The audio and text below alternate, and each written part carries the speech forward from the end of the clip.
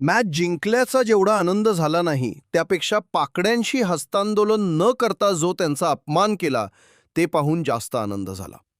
पहलगाम हल्ल्यात मृत्युमुखी पडलेल्या भारतीयांचा बदला भारतीय सैन्याने ऑपरेशन सिंदूरने घेतला. मोदीने सिंधू नदीचे पाणी रोखून घेतला, तर आज टीम इंडियाने मॅच जिंकून तर घेतलाच, पण हस्तांदोलन न करता एक जोरदार चपराकच लगावली जणू. हा अपमान पाहून पाक मीडियाच्या बुडाला आग लागली आहे.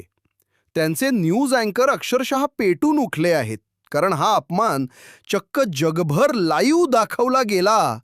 असा अपमान होण्यापेक्षा चुल्लूभर पाण्यात बुडून मेलेलं बरं, हा तोच अपमान आहे ज्याची जळजळ पाकिस्तानी खेळाडूंपेक्षा जास्त त्यांच्या मीडियाला होतीये.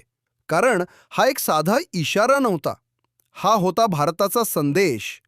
आम्ही खेळातही जिंकतो आणि सन्मानातही उंच राहतो, तुम्हाला त्यात स्थान नाही.